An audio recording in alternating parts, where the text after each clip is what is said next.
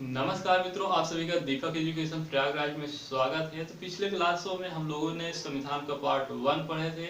आज हम लोग संविधान का पार्ट 2 पढ़ेंगे। तो जो लोग संविधान का पार्ट 1 नहीं पढ़े हैं वो हमारे चैनल पर जाकर प्लेलिस्ट में दिया गया है, तो वहां से पढ़ सकते हैं। और जो लोग अभी तक चैनल सब्सक्राइब नहीं किए हैं वो लोग कृपया चैनल को सब्सक्राइब कर लें, ताकि जो भी मैं क्लासें लूँ वो आप तक उसका नोटिफिकेशन पहुंच सके। तो भारतीय संविधान का पार्ट 2 यानी भाग 2 आज हम लोग पढ़ेंगे। तो भाग 2 में नागरिकता का प्रावधान दिया गया है। अनुच्छेद 5 से लेकर 11 तक, आर्टिकल 5 से लेकर 11 तक दिया गया है। यह किससे संबंधित है? तो नागरिकता से संबंधित है। और नागरिकता किसमें दिया गया है?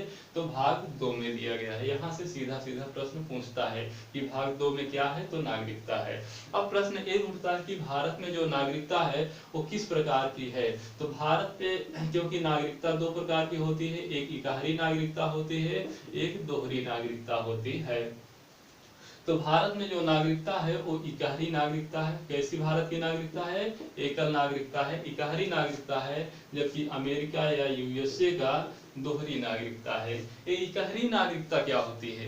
जैसे मैं कहूँ मैं उत्तर प्रदेश का निवासी हूँ, भारत का नागरिक हूँ, तो यही इकहरी नागरिकता हो गई। अर्थात केंद्र ही जिस देश में नागरिकता देती है उसे इकहरी नागरिकता कहते हैं। और जिस देश में केंद्र और राज्य दोनों सरकारें देती हैं उसे दोहरी नागरिकता कहते हैं। जैसे मैं उत्तर प्रदेश का नागरिक हूँ प्लस भारत का भी नागरिक हूँ, तो इस तरह से दोहरी नागरिकता हुई, एक केंद्र सरकार की एक राज्य सरकार की। तो दोहरी नागरिकता का प्रावधान कहाँ है? तो अमेरिका में है। लेकिन भारत में कैसी नागरिकता है? इकहरी नागरिकता। मैं उत्तर प्रदेश का निवासी हूँ, भारत का नागरिक हूँ, इस तरह से इकहरी नागरिकता का प्रावधान है। अगर प्रश्न पूछे कि जो इकहरी नागरिकता है, भारत में जो इकहरी नागरिकता है इसका ये कहाँ से, किस संविधान से लिया गया है? तो ब्रिटेन के संविधान से लिया गया। कहाँ से? ब्रिटेन के संविधान से। अब प्रश्न ये बनता है कि नागरिक कौन है? क्या भारत में जो भी लोग रह रहे हैं क्या सभी के सभी भारत के नागरिक हैं? तो इसका आंसर होगा नहीं। क्यों? क्योंकि भारत में विदेशी भी लोग रह रहे हैं, वो चाहे जॉब के पर्पज से रह रहे हो या पर्यटन की दृष्टि से आए हो घूमने, हाँ, तो कई तरीके से आते हैं। या विदेशी तो रह ही रहे हैं, इसके अलावा शरणार्थी भी रह रहे हैं। जैसे 2019 में एनआरसी के मुद्दे पे जब CAA आया था, संशोधन अधिनियम 2019 नागरिकता, तो उसमें भी शरणार्थियों की बात की गई थी कि बांग्लादेश, शरणार्थी कौन होते हैं? जैसे किसी देश से भगाए हुए व्यक्ति को कोई देश शरण दे देता है तो उसी को शरणार्थी कहते हैं। जैसे बांग्लादेश की सरकार ने जब व्यक्तियों को भगाया, बांग्लादेशियों को, तो उन्होंने भारत में आकर असम या कुछ और राज्यों में शरण मतलब रह गए, तो इसी को शरणार्थी कहते हैं। और भी कई तरह स्टेटलेस व्यक्ति भी रहते हैं। तो इस प्रकार से किसी भी देश में हर प्रकार के व्यक्ति कई प्रकार के व्यक्ति रहते हैं, केवल नागरिक ही नहीं रहते हैं। जो भारत के नागरिक हैं उन्हें कई प्रकार के विशेष अधिकार दिए गए हैं। जैसे मताधिकार दिया गया है, मतलब चुनाव में वोट डालने का अधिकार दिया गया है, चुनाव लड़ने का अधिकार दिया गया है, सार्वजनिक पद पाने का अधिकार दिया गया है। जैसे मंत्री, प्रधानमंत्री, राष्ट्रपति, उपराष्ट्रपति, जज, न्यायाधीश, मुख्य न्यायाधीश, इस तरह से जो सार्वजनिक पद है वो पाने का अधिकार है मुख्यमंत्री। तो जो भी सार्वजनिक पद हैं, कुछ विधि अधिकार है, कानूनी अधिकार मिला है विशेष रूप से, कुछ मौलिक अधिकार विशेष रूप से मिले हैं। जैसे आप पढ़ेंगे आर्टिकल अनुच्छेद 15, 16, अनुच्छेद 19, अनुच्छेद 29, 30, तो ये सब विशेष प्रावधान विशेष रूप से भारतीय नागरिकों को ये प्रावधान दिए गए हैं। तो विशेष रूप से कहाँ भारत के नागरिकों को यह दर्जा दिया गया है, तो वही भारत के नागरिक हैं। तो आपको ये सब जो प्रावधान है विदेशियों को नहीं दिया गया, शरणार्थियों को नहीं दिया गया, अन्य अवैध प्रवासियों को नहीं दिया गया है। तो आपको समझ में आ गया होगा कि जो भारत के नागरिक हैं, जैसे हम लोग क्या भारत के नागरिक हैं, तो भारत के नागरिकों को मताधिकार है, वो सार्वजनिक पद धारण कर सकते हैं, उन्हें कानूनी अधिकार प्राप्त है, फंडामेंटल राइट्स यानी मौलिक अधिकार विशेष रूप से प्राप्त हैं सभी। तो इस तरह से भारत के नागरिक होते हैं। और भारत के नागरिक के अलावा जो विदेशी रहते हैं, शरणार्थी या अवैध प्रवासी रहते हैं, उनको ये सारी चीज की व्यवस्थाएं नहीं दी गई है। तो ये भारत की नागरिकता हुए। अब आर्टिकल 5 से लेकर 11 तक दिया गया है, एक एक अनुच्छेद पर हम लोग बात करेंगे। अगर हम अनुच्छेद 5 की बात करें तो इसमें कहा गया है कि संविधान के प्रारंभ में नागरिकता, क्या कहा गया है मित्रों? संविधान के प्रारंभ में नागरिकता, संविधान के प्रारंभ में नागरिकता, संविधान के प्रारंभ में नागरिकता। इसका मतलब क्या हुआ? मतलब जब 26 जनवरी 1950 को हमारा संविधान लागू हुआ, जब 26 जनवरी 1950 को हमारा संविधान लागू हुआ, उस समय भारत में किन किन व्यक्तियों को भारत का नागरिक समझा गया? तो उसी की बात कर रहा है अनुच्छेद 5। मतलब संविधान के प्रारंभ के समय भारत के किन किन व्यक्तियों को नागरिक समझा गया, भारत का नागरिक समझा गया। तो जिसका जन्म भारत में हुआ हो, क्या? जिसका जन्म भारत में हुआ हो उसे भारत का नागरिक समझा गया, या जिसके माता पिता, क्या? जिसके माता पिता भारत में जन्मे थे उन्हें भी भारत का नागरिक समझा गया, या जो जब 26 जनवरी 1950 को संविधान लागू हुआ उससे 5 साल पहले से, 5 वर्ष पूर्व से जो भारत में रह रहे व्यक्ति थे उन्हें भी भारत की नागरिकता दे दी गई थी, जैसे श्रीमती एनी बेसेंट वगैरह को। तो इसी आधार पर 5 वर्ष पहले से वो लोग रह रहे थे, वो लोग आंदोलन में भी भाग लिए थे, इस आधार पर उन लोगों को नागरिकता भारत की दे दी गई। तो आर्टिकल 5 में यही कहा गया है कि आर्टिकल 5 में यही कहा गया है कि किन किन व्यक्तियों को भारत का नागरिक समझा गया, कब? जो 26 जनवरी 1950 को भारतीय संविधान लागू हुआ।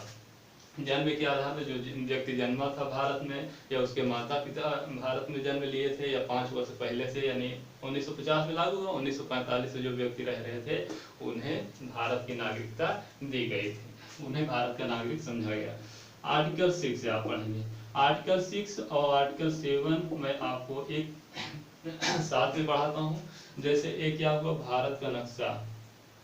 आप जानते हैं कि क्या है? भारत का ये नक्शा है ना, और ये क्या है? पाकिस्तान का नक्शा है। ये भारत का नक्शा है ना, ये पाकिस्तान का नक्शा है। तो आर्टिकल 6 में कहा गया है जो व्यक्ति पाकिस्तान से भारत आएगा, जो व्यक्ति पाकिस्तान से भारत आएगा उसे आर्टिकल 6 के तहत, आर्टिकल 6 के तहत भारत की नागरिकता दी जाएगी। लेकिन इसे एक डेट निर्धारित किया गया, कब? 19 जुलाई 1948। 19 जुलाई 1948, मतलब 19 जुलाई 1948 से पहले जो व्यक्ति पाकिस्तान से भारत आ गए उन्हें साधारण रूप से भारत की नागरिकता दे दी गई। लेकिन जो व्यक्ति 19 जुलाई 1948 के बाद भारत में आए उन्हें सबसे पहले भारत में 6 मंथ रहना पड़ेगा। कितना? 6 मंथ रहना पड़ेगा। उसके बाद रजिस्ट्रेशन के माध्यम से भारत की नागरिकता प्रदान कर दी जाएगी। तो यहाँ पर ये डेट याद करना है आपको, 19 जुलाई 1948। अब आर्टिकल 7 में कहा गया है कि जो भारत से पाकिस्तान गए, किसमें? आर्टिकल 7 में कहा गया जो भारत से पाकिस्तान गए, जैसे ही उन्होंने बाउंड्री क्रॉस की भारत की, पाकिस्तान में गए, वैसे ही इनकी नागरिकता भारत से समाप्त हो गई। मतलब भारतीय नागरिकता जैसे ही, अब भाई भारत छोड़कर अगर पाकिस्तान में चले गए तो भारत की नागरिकता स्वाभाविक सी बात है समाप्त हो जाएगी। तो आर्टिकल 7 के तहत समाप्त होती है। उसके इसका भी एक डेट निर्धारित किया गया था, कब? 1 मार्च 1947। कब मित्रों? 1 मार्च 1947। मतलब आजादी के पहले, जब आजादी के पहले कुछ व्यक्ति भारत से पाकिस्तान चले गए किसी कार्य की वजह से या रहने की वजह से, किसी भी तरीके से भारत से पाकिस्तान चले गए तो उनकी नागरिकता अनुच्छेद 7 के तहत समाप्त हो गए। लेकिन उन्हें अगर वो भारत जब आजाद होता है 15 अगस्त 1947 को, 14 अगस्त 1947 को पाकिस्तान आजाद होता है, पाकिस्तान को मारपीट होती है, दंगा प्रसाद होता है, तो वहां पर लोग भयभीत हो जाते हैं, कहते हैं हमारा भारत देश ही सही है। तो ये लोग फिर से अनुज्ञा पर, ये लोग फिर से पाकिस्तान से कहां पर आ रहे हैं? भारत में आ रहे हैं। तो भारत में जब पाकिस्तान से आ रहे हैं तो इन्हें 19 जुलाई 1948 के बाद समझा जाएगा। अर्थात जब ये दोबारा पुनः वापस आ रहे हैं तो इन लोगों को पहले 6 महीने भारत में रहना पड़ेगा, उसके बाद भारत की नागरिकता दे दी जाएगी रजिस्ट्रेशन के माध्यम से। आई होप आप लोगों को ये चीज समझ में आ गया। केवल यही 2 डेट याद करना है, 19 जुलाई 1948, 1 मार्च 1947, उसे दे दी जाएगी। जाएगी। तो इस तरह से एक क्या हुआ, अनुच्छेद 6 और 7 आपको याद हो गया होगा मित्रों। अगर हम अनुच्छेद 8 की बात करें, अगर हम अनुच्छेद 8 की बात करें तो अनुच्छेद 8 में ये कहा गया है मित्रों कि भारत के बाहर रह रहा कोई बच्चा, अगर उसे भारत के बाहर रह रहा कोई बच्चा उसे भारत का नागरिक समझा जाएगा। लेकिन यदि मतलब भारत के बाहर रह रहा बच्चा उसे भारत का नागरिक तभी समझा जाएगा जब उसके माता या पिता भारत के नागरिक हो। इसका ये आर्टिकल क्यों दिया गया था, क्योंकि जो 15 अगस्त 1947 को जो भारत आजाद हुआ था उस समय कई क्रांतिकारी नेताओं ने भारत के अलावा विदेशों में जाकर आंदोलन कर रहे थे। तो क्या उन लोग जब विदेशों में जाकर अफ्रीका, लंदन, कनाडा जाकर वो लोग आंदोलन कर रहे हैं भारत के आज़ादी के लिए, तो क्या उनको नागरिकता नहीं देनी चाहिए? आप ही बताइए। तो उन्हें बिल्कुल देनी चाहिए। तो आर्टिकल 8 के तहत उन लोगों के बच्चों को, मतलब वो लोग भारत में उनका जन्म हुआ था, उनके माता पिता का जन्म हुआ था, वो लोग लेकिन वर्तमान में कहाँ हैं, भारत के बाहर हैं, विदेश में हैं, तो उन लोगों के बच्चों को भी नागरिकता का। वहीं पर अगर मित्रों आर्टिकल 9 आप पढ़ेंगे, कौन सा आर्टिकल आप 9 पढ़ेंगे, तो आर्टिकल 9 में ये कहा गया है मित्रों, अगर भारत को आप छोड़कर किसी दूसरे देश की नागरिकता आप धारण कर लेते हैं तो आपकी नागरिकता स्वतः ही समाप्त हो जाएगी। जैसे आप भारत को छोड़कर ऑस्ट्रेलिया की नागरिकता ले लेते हैं, Canada, America, Finland, Britain, Japan, Germany, France, किसी भी देश की आप नागरिकता ले लेते हैं भारत के अलावा, भारत को छोड़कर, तो आपकी जो नागरिकता है भारत की वो स्वतः समाप्त हो जाएगी आर्टिकल 9 के तहत। ये क्लियर हो गया होगा। मतलब अन्य देश की नागरिकता लेने पर, आप लिख लीजिएगा नोट्स में, अन्य देश की नागरिकता लेने पर भारतीय नागरिकता स्वतः समाप्त हो जाएगी। अब आर्टिकल मित्रों अगर हम आर्टिकल 10 की बात करें तो इसमें कहा गया है मित्रों, जो आपकी नागरिकता है, जो आप भारत के नागरिक हैं, तो जो आपकी नागरिकता है ये सदैव हमेशा बनी रहेगी जब तक संसद इसमें कोई संशोधन नहीं करेगी। अर्थात आपकी नागरिकता तब तक बनी रहेगी, हमेशा बनी रहेगी जब तक संसद आपकी नागरिकता हनन न करे, आपकी नागरिकता न छीने, तब तक आपकी नागरिकता बनी रहेगी। मतलब संसद के अलावा आपका कोई भी नागरिकता भारत में नहीं छीन सकता। इस प्रकार के अधिकार कहाँ दिए गए हैं, आर्टिकल 10 में। आर्टिकल 10 में क्या कहा गया है, तो आर्टिकल 10 में कहा गया है कि जो भारत का नागरिक है उसकी नागरिकता बनी रहेगी, लेकिन जब तक उसमें संसद कोई कार्यवाही नहीं करेगा, संशोधन नहीं करेगा, तब तक भारत की नागरिकता उसे हमेशा बनी रहेगी। तो आर्टिकल 10 भाई एक तरह से भारत की नागरिकता का क्या कर रहा, सपोर्ट कर रहा, सुरक्षा दे रहा है आर्टिकल 10। तो आर्टिकल 5 से लेकर 8 तक कुल मिला के जब 26 जनवरी 1950 का संविधान लागू हुआ तो उसी से संबंधित था। और 9 में विदेशी नागरिकता लेंगे आप तो भारत की नागरिकता समाप्त हो जाएगी। और 10 में कहा गया है नागरिकता का एक प्रकार से संरक्षण दिया गया है कि आपकी नागरिकता बनी रहेगी जब तक संसद नहीं छीनेगी। और 11 में क्या कहा गया है, अब यही याद करना, आर्टिकल 11 में कहा गया है मित्रों कि जो संसद है, हमारी भारत की जो संसद है, उसे नागरिकता संबंधी विधि या कानून बनाने की शक्ति है।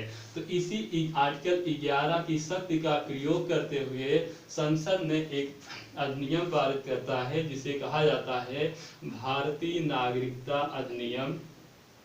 भारतीय नागरिकता अधिनियम 1955। कौन सा मित्रों, भारतीय नागरिकता अधिनियम 1955 पारित होता है। कौन पारित करता है, तो संसद। क्यों, क्योंकि संसद को अनुच्छेद 11 के तहत यह शक्ति दी गई है कि नागरिकता संबंधित आप कोई भी कानून बना सकते हैं। तो उसी शक्ति का प्रयोग करते हुए संसद ने भारतीय नागरिकता अधिनियम 1955 एक कानून बनाया। अब देखिए इसी कानून के आधार पर अब भारत की 5 प्रकार से नागरिकता का अर्जन किया जा सकता है। भारत की 5 प्रकार से नागरिकता आप प्राप्त कर सकते हैं, अर्जन कर सकते हैं, और 3 प्रकार से आपकी नागरिकता समाप्त हो सकती है। ये किस कानून में कहा गया है? तो भारतीय नागरिकता अधिनियम 1955 के कानून में कहा गया है कि 5 प्रकार से आपको नागरिकता मिल जाएगी। वर्तमान में यही रूल चल रहा है, पिछला नहीं, वर्तमान में यही चल रहा है।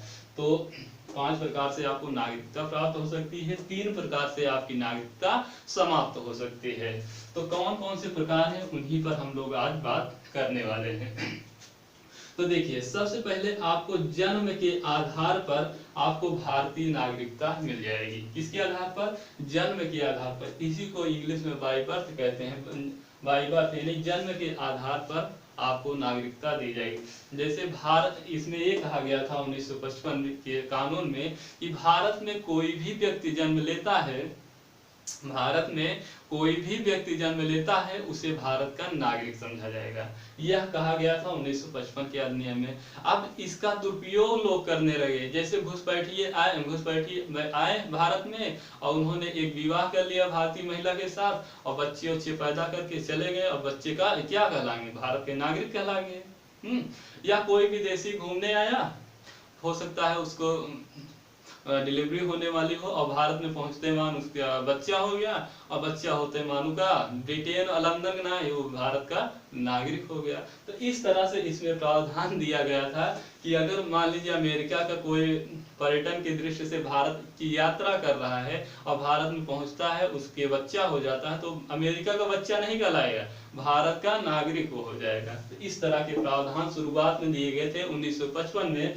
लेकिन जब इसका दुरुपयोग होने लगा, भारत का नागरिक बनने लगे आसानी से, तब एक संशोधन होता है 1986 में। कब? 1986 में। कानून बनता है 1955 में और संशोधन कब होता है? 1986 में। 1986 में ये कहा गया कि भारत में जन्मे व्यक्ति को तभी भारत का नागरिक समझा जाएगा जब उसका माता या पिता भारत के नागरिक हो गए, तभी भारत में जन्मे व्यक्ति को भारत का नागरिक समझा जाएगा। फिर भी यहाँ तक तो कुछ थोड़ा सीमित हुआ, लेकिन इसमें भी दुरुपयोग होने लगा। जैसे कोई मान लीजिए विदेशी व्यक्ति, लड़का आया है पढ़ने भारत, और भारत में पढ़ने आया, उसके बाद उसने विवाह कर लिया, या कोई अप्रवासी व्यक्ति आया है, घुसपैठी व्यक्ति आया है, उसने भारतीय महिला के साथ विवाह कर लिया, उसके बाद उसकी मम्मी तो क्या है? भारत की नागरिक है, तो उसके बच्चे को भी भारत की नागरिकता मिल जाती थी। यहाँ पर भी दुरुपयोग हो रहा था। तो इसी को देखते हुए संसद ने 2003 में एक संशोधन करती है, नागरिकता संशोधन करती है, और इसमें यह प्रावधान करती है कि जो मम्मी पापा होंगे, एक तो भारत के नागरिक होंगे, दूसरे जो मम्मी या पापा होंगे विदेशी, वो भी वैलिड होंगे, मतलब कि किसी देश के नागरिक होंगे। वैसे अवैध प्रवासी नहीं होंगे, घुसपैठिया नहीं होंगे, कोई शरणार्थी नहीं होगा, स्टेटलेस व्यक्ति नहीं होगा, वो भी किसी देश का नागरिक होगा, उसके पास पासपोर्ट वीजा होगा, तभी उसे भारत उस बच्चे को भारत की नागरिकता प्रदान की जाएगी। तो जन्म के आधार पर इसमें 2 संशोधन 1986-2003 में होता है। तो इस आधार पर भी सभी को नागरिकता एक तरह से मिली है, इसी के आधार पर, जन्म के आधार पर हम लोगों सभी को। अब उसके बाद वंश के आधार पर, किसके आधार पर? वंश के आधार पर, मतलब भारत से बाहर हो सकता है आप गए सिंगापुर टहलने के लिए, वहां पर आप गए और आपके बीवी के वहां पर बच्चा हो जाता है, तो क्या वो भारत का नागरिक नहीं कहलाएगा? वो भारत का नागरिक ही कहलाएगा। क्यों? क्योंकि वो भारत को वर्तमान में नागरिक है ना, उस बच्चे का जो बाप है यानी आप इस समय भारत के नागरिक हैं। तो इस तरह वंश के आधार पर भी भारत के बाहर भी अगर बच्चा कोई पैदा होता है, उसे भी भारत का नागरिक समझा जाएगा। बस अर्थ यही कि उसके मम्मी या पापा भारत के नागरिक हों जन्म के समय, ये नहीं कि बाद या पहले, जन्म के समय होना चाहिए। तो इस तरह वंश के आधार पर ये समझ में आ गया होगा। जैसे मान लीजिए आप सिंगापुर गए हैं टहलने और आपके बीबी का बच्चा हो जाता है, तो इस समय आप भारत के नागरिक तो हैं, केवल आप वहां टहलने ही गए हैं, या हो सकता है आप जॉब के पर्पज से गए हैं, अमेरिका में आप जॉब कर रहे हैं 3 साल 5 साल, जो भी वीजा है, आप डॉक्टर हैं, इंजीनियर हैं, कोई भी व्यक्ति हैं, आप जॉब करने के लिए गए हैं और वहां पर आपका बच्चा होता है तो वो भारत का नागरिक ही तो समझा जाएगा, क्योंकि आपकी नागरिकता भारत की नागरिकता ही है। उस समय आपकी वर्तमान में भारतीय नागरिकता ही आप धारण किए हैं, इसलिए यहाँ पर वंश के आधार पर भी भारत की नागरिकता मिल जाएगी। पहले केवल पिता अकेले को माना जाता था, लेकिन 1992 में एक एक नागरिकता संशोधन होता है 1992 में, उसमें माता को भी जोड़ा जाता है कि चाहे माता या पिता वर्तमान में भारत के नागरिक हो, भारत के बाहर कहीं भी उनका बच्चा होता है तो उस बच्चे को भारत की नागरिकता स्वतः ही अपने आप से ही भारत का नागरिक ही समझा जाएगा। तो इस प्रकार की जन्म के आधार पर हुआ, वंश के आधार पर। अब तीसरा अगर हम देखें तो पंजीकरण। पंजीकरण इसका अर्थ क्या है? पंजीकरण, बाई रजिस्ट्रेशन, बाई बर्थ है, बाई डिसेंट, बाई रजिस्ट्रेशन, पंजीकरण। पंजीकरण का मतलब जैसे विदेशी कोई लड़की भारतीय लड़के के साथ शादी कर ले तो उसे रजिस्ट्रेशन के माध्यम से भारत की नागरिकता दे दी जाएगी। या हो सकता है कोई विदेशी आए भारत में जॉब करने के लिए, भारत में आए जॉब करने के लिए और 5-6-7 साल रहे, उसको भारत अच्छा लगने लगे तो बाई रजिस्ट्रेशन के माध्यम से भारत की नागरिकता प्राप्त कर सकता है। तो इस तरह से पंजीकरण के माध्यम से भी भारत की नागरिकता कोई भी व्यक्ति प्राप्त कर सकता है। तो जन्म के आधार पर, वंश के आधार पर, पंजीकरण के आधार पर। और यदि हम बात करें तो यहाँ लिख देते हैं। और अगर हम बात करें तो देशीकरण के आधार पर, किस आधार पर? देशीकरण के आधार पर। मान लीजिए आप लंबे समय से भारत में रह रहे हैं, भारत की संस्कृति को अपना लिए हैं, आचार विचार को अपना लिए हैं, भारत में 22 भाषाएं हैं, उन भाषाओं में से किसी भाषा को आपको ज्ञान हो गया है, आपका अच्छा चरित्र है, आप कला या विज्ञान साहित्य किसी में रुचि रखते हैं, तो आपको 10 वर्षों के बाद देशीकरण के माध्यम से भी आपको भारत की नागरिकता दे दी जाएगी। और 5वां तरीका है भारत की नागरिकता अर्जन करने का सबसे आसान तरीका, कि भारत में किसी भूमि के मिलने पर, भूमि को मिलाने पर, मतलब भारत में अगर कोई भूमि मिलती है, कोई अन्य भूमि, जैसे 1961 में गोवा किसके कब्जे में था? तो पुर्तगालियों के कब्जे में था, लेकिन पुलिस कार्रवाई की वजह से 1961 में गोवा को आजाद किया गया, स्वतंत्र करके भारत में मिलाया गया ना, संघ राज्य क्षेत्र के रूप में। तो उसमें जो गोवा के जो भी नागरिक रहते थे उन्हें भारत की नागरिकता स्वतः ही मिल गई। या केंद्र शासित प्रदेश आप दादर नगर हवेली देख लीजिए, या सिक्किम राज्य को देख लीजिए। तो इस तरह से जो राज्य या किसी भूमि को भारत में जब मिलाया जाता है तो भारत सरकार उस भूमि में रहने वाले व्यक्ति को स्वतः ही नागरिकता दे देती है। जैसे मान लीजिए आपने नेपाल पर कब्जा कर लिया, तो नेपाल में जितने रह रहे हैं लोग, उनको भारत की नागरिकता वैसे ही मिल जाएगी, उनको कोई भी किसी तरीके से लेने की जरूरत है नहीं है, नागरिकता स्वतः ही उन्हें नागरिकता भारत की मिल जाएगी। तो वही कह रहे हैं, तो भूमि के आधार पर। तो इस प्रकार से 5 प्रकार से भारत की नागरिकता वर्तमान में अर्जन कर सकते हैं। जन्म के आधार पर, वंश के आधार पर, पंजीकरण के आधार पर, देशीकरण के आधार पर और भूमि को मिलाने के, भारतीय भूभाग में भूमि को मिलाने पर। अब हम बात करें नागरिकता की समाप्ति। भारत की नागरिकता किस प्रकार से समाप्त हो सकती है? एक परित्याग के माध्यम से। परित्याग का मतलब क्या होता है मित्रों? परित्याग का मतलब आप स्वेच्छा से आप त्याग दीजिए, भारतीय नागरिकता को आप त्याग दीजिए। आप कह दीजिए मैं भारत का नागरिक नहीं रहना चाहता हूं, आप भाग जाइए किसी दूसरे देश में, या आप पागल हो जाइए, पागल व्यक्ति को भी आप किसी देश में भाग जाइए तो, या कहीं भी चले जाइए, तो मतलब एक प्रकार से परित्याग का मतलब यही हुआ कि आप स्वेच्छा से अगर कह देते हैं कि मैं भारत का नागरिक नहीं रहना चाहता हूं, मैं किसी दूसरी देश में जाना चाहता हूं, तो आप जा सकते हैं, आपको कोई रोकने वाला नहीं है। इस प्रकार आपकी नागरिकता समाप्त हो जाएगी। दूसरा चीज, आप मान लीजिए किसी विदेशी, जो भी बताते हैं, आप किसी दूसरे देश की नागरिकता धारण कर लेते हैं तो भारत की नागरिकता स्वतः ही समाप्त हो जाएगी। समझ रहे हैं? आप किसी भी देश की, भारत के अलावा किसी भी देश की, Japan, Sri Lanka, Singapore, America, Britain, London, कहीं भी, कनाडा, कहीं भी की आप नागरिकता लेते हैं तो भारत की नागरिकता स्वतः ही समाप्त हो जाएगी। दूसरे नंबर पर। तीसरे नंबर पर भारत सरकार द्वारा वंचित किए जाने पर आपकी नागरिकता समाप्त हो। वंचित कैसे करेंगे?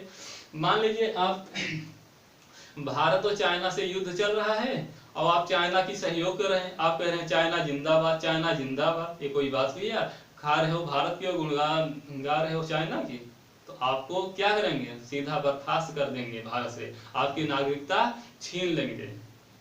हो सकता है आप संविधान का उल्लंघन करते हो, संविधान का उल्लंघन करते हो, या हो सकता है आप लगातार 7 साल बाहर रहिए किसी दूसरे देश में, भारत को बताए बिना आप किसी दूसरे देश में चले जाइए, 7 साल लगातार रहिए भारत से के बाहर किसी दूसरे देश में, तब भी आपकी नागरिकता समाप्त हो जाएगी। या मान लीजिए आप रजिस्ट्रेशन के माध्यम से भारत की नागरिकता प्राप्त किए हैं, उसके 5 ही साल बाद किसी अन्य देश के द्वारा 2 साल की आपको सजा सुना दी जाती है, तब भी आपको नागरिकता समाप्त हो जाएगी। तो इस तरह से कई प्रकारों से आप भारत सरकार आपको वंचित कर सकती है, अर्थात भारत की नागरिकता आपसे छीन सकती है। तो इस प्रकार से आपको याद हो गया होगा कि भारतीय नागरिकता अधिनियम 1955 के द्वारा 5 प्रकार से आप भारत की नागरिकता ले सकते हैं। 3 प्रकार से आप भारत की नागरिकता आपसे छीनी जा सकती है, मतलब समाप्त हो सकती है, और 3 प्रकार से आपकी नागरिकता छीनी जा सकती है, समाप्त। तो आपको 11 भाग 5 से लेकर 11 तक याद हो गया होगा। अब आप एक शब्द सुने होंगे NRI, क्या? NRI सुने होंगे। एक शब्द आप सुने होंगे PIO, और एक शब्द आप सुने होंगे OCI। NRI का मतलब क्या होता है? इसका फुल फॉर्म होता है नॉन रेसिडेंट इंडियंस। मतलब ये भारत के मूल के ही लोग होते हैं, जैसे भारत के डॉक्टर, इंजीनियर या और व्यक्ति जो भारत के बाहर जाकर विदेशों में जॉब कर रहे हैं या किसी अन्य माध्यम से कर रहे हैं, 6 महीने से जब ज्यादा रुकते हैं किसी अन्य देश में, तो उन्हीं को NRI कार्ड दिया जाता है। ये भारत के मूल ही हैं। इनको सभी, जिस प्रकार से भारत के सभी नागरिकों को सभी विशेषाधिकार प्राप्त हैं, ठीक उसी प्रकार से इन्हें भी विशेषाधिकार प्राप्त हैं। इनमें कंफ्यूज होने की कोई बात ही नहीं है। ये भारत के नागरिक हैं। आपके हो सकता है रिलेशन में भी कोई हो सकता है, आपके भाई या चाचा कोई रिलेशन में भी हो सकता है बाहर जाकर जॉब कर रहे हो, तो उन्हें NRI की एक कार्ड दिया जाता है। तो इन्हें भारत के नागरिक की तरह सभी प्रकार की सुविधाएं दी गई हैं। तो इसमें आपको कंफ्यूजन होने की जरूरत ही नहीं है। PIO person of Indian origin, इसे ओवरसीज सिटीजन ऑफ इंडियन। तो इसे 2015 में पहली चीज आपको पता होना चाहिए कि नागरिकता संशोधन 2015 जब हुआ तो उसमें PIO और OCI कार्ड को एक कर दिया गया। ये है क्या आखिर? तो ये एक प्रकार का वीजा टाइप है। ये एक प्रकार की भारत के अलावा जो भारत के मूल के दूसरे देश में रह रहे हैं, मतलब जैसे भारत का कोई नागरिक है, उसका नाती पोता कोई भी उसके रिलेशन का जो विदेशों में रह रहे हैं, आज उन विदेशों में उनकी नागरिकता एक है, जैसे अमेरिका में रह रहे हैं, अमेरिका की उनके पास नागरिकता है, तो उनको ये कार्ड दिया जाता है। क्यों दिया जाता है? क्योंकि उनको भावनात्मक रूप से भारत से जोड़ा जा सके, ताकि वो भारत में आए और भारत में निवेश करें, भारत की अर्थव्यवस्था को बढ़ाएं। इसीलिए इस कार्ड को दिया जाता है भावनात्मक रूप से भारतीयों से जोड़ने के लिए। और ये भारत के मूल के ही लोग होते हैं। पूरे विश्व में आप देखेंगे तो भारतीय मूल के लोग आपको मिलेंगे, तो उन्हीं को एक कार्ड दिया जाता है, दिया गया। 2015 में इन दोनों कार्डों को एक कर दिया गया। वर्तमान में OCI अकेले है।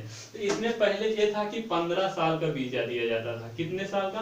15 साल का दिया जाता था। लेकिन OCI में लाइफ टाइम है, मतलब OCI कार्ड अगर आपको मिल जाता है, वर्तमान में तो यही है, तो आप लाइफ टाइम भारत में चाहे जब आप आइए, भारत की यात्रा चाहे जब करिए, चाहे जितना दिन आप रहिए। इसमें कुछ सीमित टाइम था, 15 वर्ष का ही वीजा था, लेकिन इसमें आप चाहे जितना दिन रहिए भारत में। और अगर आप नागरिकता लेने चाहते हैं तो इसमें 5 साल तक आप लगातार रहिए तो आपको नागरिकता मिल जाएगी, जबकि इसमें 7 साल तक था। इसमें 7 वर्ष तक था, इसमें 5 ही वर्ष है। 5 वर्ष तक अगर आप लगातार आप रह रहे हैं भारत में तो आपको रजिस्ट्रेशन के माध्यम से भारत की नागरिकता दे दी जाएगी। तो इनको ये 2003 में जोड़ा गया था। उसमें पहले 16 ही देशों को शामिल किया गया था, जैसे अमेरिका, ब्रिटेन,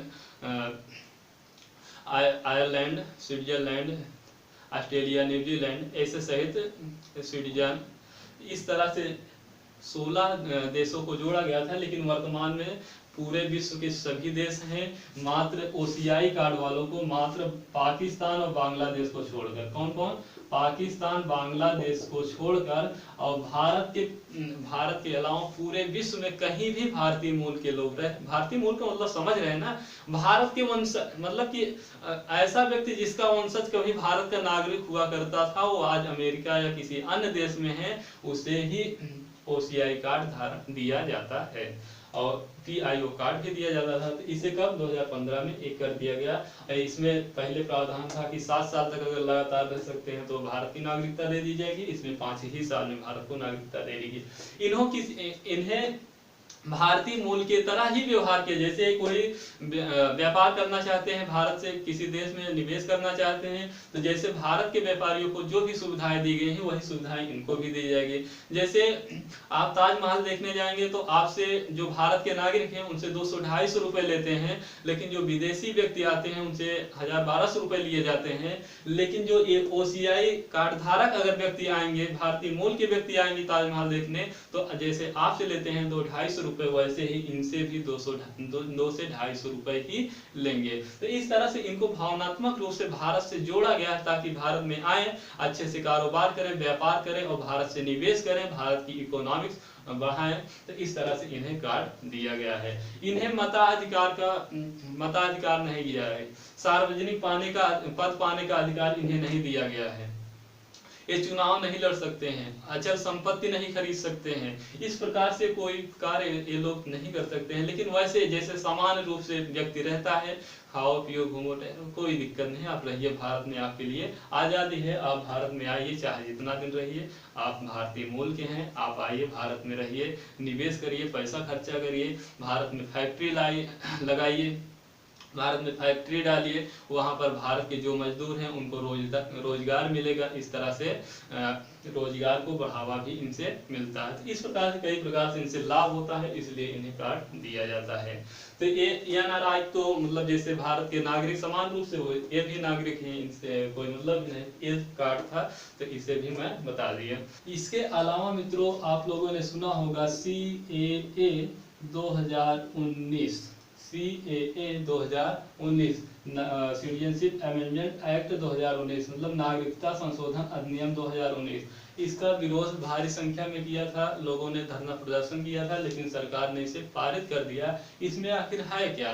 तो इसमें यही है मित्रों की जो बांग्लादेश, पाकिस्तान, अफगानिस्तान के रहने वाले अल्पसंख्यक हैं, हिंदू, जैन, सिख, फारसी, बौद्ध, ईसाई, ये 6 धर्म के जो लोग रह रहे हैं, उन्हें नागरिकता का प्रावधान दिया गया है 6 वर्ष, मतलब भारत में मात्र 6 वर्ष अगर रहेंगे तो उन्हें भारत की नागरिकता दे दी जाएगी। जबकि इससे पहले यह प्रावधान था कि 11 वर्षों तक अगर भारत में रहेंगे तभी इनको नागरिकता भारत की दी जाएगी, लेकिन वर्तमान में इस कानून के आधार पर 6 वर्ष ही दिया गया, 6 वर्षों में ही इन्हें नागरिकता का प्रावधान दे दिया जाएगा। इसीलिए इनको एनआरसी विशेष रूप से विरोध कर रहे थे असम के लोगों ने। एनआरसी क्या है? तो यह एक प्रकार से भारत का रजिस्टर है जिसमें भारत के सभी वैलिड नागरिकों का उल्लेख इसमें किया जाएगा। तो इसे वर्तमान में केवल असम सरकार ने ही लागू किया है, इसलिए सरकार एनआरसी को लेकर असम सरकार सबसे ज्यादा असम में इस पर धरना प्रदर्शन हो रहा था, क्योंकि विपक्षी लोग भी कह रहे थे कि आर्टिकल 15 का उल्लंघन हो रहा है, क्योंकि आर्टिकल 15 में कहा गया है कि धर्म के आधार पर किसी के साथ भेदभाव नहीं किया जा सकता, क्योंकि मुस्लिमों के साथ यहाँ पर भेदभाव किया गया है। तो सरकार ने कहा, इस कानून के पक्ष वालों ने कहा, उत्तर दिया कि हम धर्म के आधार पर भेदभाव नहीं कर रहे हैं, बल्कि बांग्लादेश और पाकिस्तान, अफगानिस्तान में जो अल्पसंख्यक लोग हैं, अल्पसंख्यक के धार्मिक लोग हैं, जो धार्मिक रूप से प्रताड़ित किए जा रहे हैं, उन्हें सताया जा रहा है, उन लोगों को हम भारत की नागरिकता दे रहे हैं। तो मात्र 6 वर्षों में इस कानून के आधार पर दिया गया है। एनआरसी आप जानते हैं, ये भी कानून आप अच्छे से जानते हैं क्योंकि आपके सामने हुआ है। तो इस तरह से मित्रों ये चैप्टर समाप्त हुआ। थैंक यू, धन्यवाद, नमस्कार, शुक्रिया।